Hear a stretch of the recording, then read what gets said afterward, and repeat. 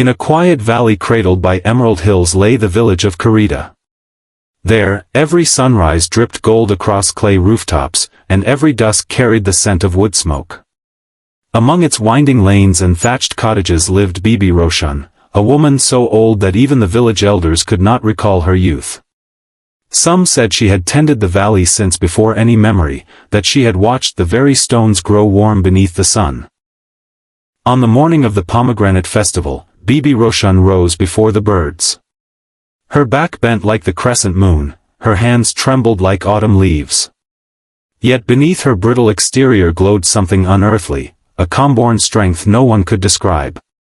Villagers whispered that long ago she had been wronged, betrayed by the only person she had ever loved.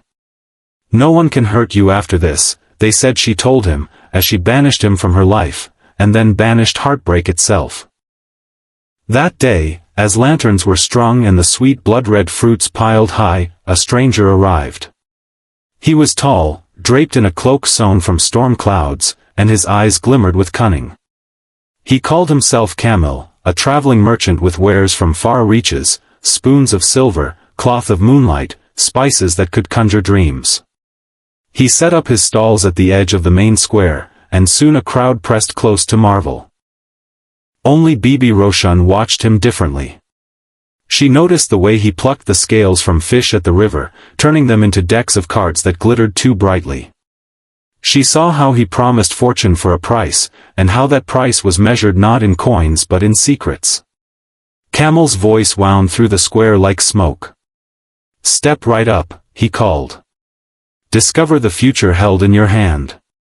See what fate awaits you beyond the dawn." Children giggled, mothers nudged hesitant husbands. One by one, they stepped forward to have their fortunes read. Kamil laid the cards, turning each with a grin. When it was Bibi Roshan's turn, the air seemed to shiver. She shuffled forward, staff in hand, every eye on her. Kamil's grin sharpened. He spread the cards across a worn cloth on her lap. "Old mother," he whispered, "your destiny is sealed, sorrow, weakness, oblivion." A hush fell. Bibi Roshan did not blink. She pressed a gnarled finger against one card, the Queen of Thorn. The edges of it burned like coal in her palm. "Your fate," he sneered, "cannot be changed." Bibi Roshan lifted her head. When she spoke, her voice was low as thunder rolling through caves. "No one can hurt you after this," she said. "No fate can bind the unbound." The wind rose. Kamil's cloak whipped, and the cards scattered like fallen leaves. Each piece of silver spoons melted in midair. The spices turned to spiral dust that shimmered away. Blackness, then light. When the villagers blinked, Kamil was gone. In his place lay only one card, the Queen of Thorn, edges crisp and unblemished. It bore a single truth: strength. That night, the pomegranate lanterns bled their red glow across the village green. Bibi Roshan sat on her wooden bench, card in hand. A child approached, shy. "Grandmother," she said, "are you hurt?" Bibi Roshan offered the card.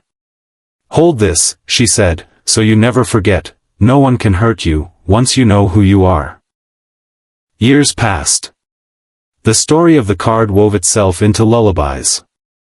Mothers tucked it under pillows, travelers carried its whisper across deserts and seas. The old woman's words, spoken once, in a wide-eyed moment, became a lasting charm, a promise against sorrow. For in the heart of every wound, when the pain has burned and the scar has settled, there lies a spark of the Queen of Thorn.